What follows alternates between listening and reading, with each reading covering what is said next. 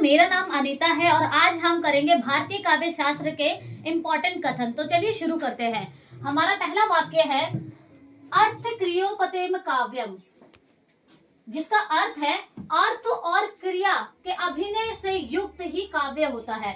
अब अभिनय से ये किसका है? हमारा भरत मुनि का है। तो अभिनय अभिनय यानी नाटक हमारे तो तुरंत मन में आ जाएगा। तो वो नाट्य शास्त्र किसका है? भरत मुनि का। आप इसको ऐसे भी याद कर सकते हैं अर्थ क्रियोपदेम काव्यम, अर्थ क्रियोपदेम काव्यम।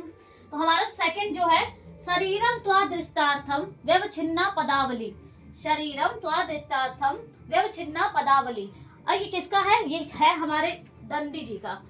अब दंडी का जो तद्भव होता है उसका अर्थ होता है डंडा, डंडा। तो डंडे से अगर शरीर पे, याद करने की ट्रिक बता रही हूं मैं आपको, डंडे से अगर शरीर को दंड देंगे तो व्यवच्छिन्न हो जाएगा, छिन्न भिन्न हो जाएगा।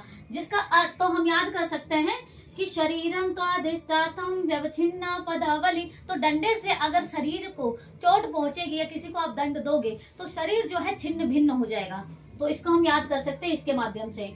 शरीरम तो अधिष्ठार्थम व्यवच्छिन्न पदावली, ये दंडी जी का है। अगला करें, इसका अर्थ जो है काव्य का शरीर तो ईस्ट अर्थ से युक्त पदावली से होता है। तो ये संस्कृत है और इसका हिंदी ये अर्थ है। अगला करेंगे वाक्यम रसात्मक काव्यम, वाक्यम रसात्मक काव्यम।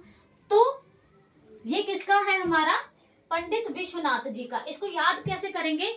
वा और वी से, वा और वी से। वाक्यम रसात्मक काव्यम, तो वाक्यम और वी, वा और वी से याद कर लेंगे कि ये विश्वनाथ जी का, पंडित विश्वनाथ जी का, जिसका अर्थ है रस युक्त वाक्य ही काव्य है। क्या है? रस युक्त वाक्य ही काव्य है। तो ये पंडित विश्वनाथ जी का है, याद कर लेंगे। अगला हम याद करेंगे शब्दार्थों सहितो काव्यम, शब्दार्थों सहितो काव्यम। तो ये किसका है? भामा। और ये शब्दार्थों सहितो काव्यम, ये जो इसका अर्थ है शब्द और अर्थ का सहभाव ही काव्य है। तो हम कर सकते हैं कृष्ण की पत्नी का नाम, दूसरी पत्नी का नाम क्या था? भामा था, और वो उनके कृष्ण के साथ में आती हैं।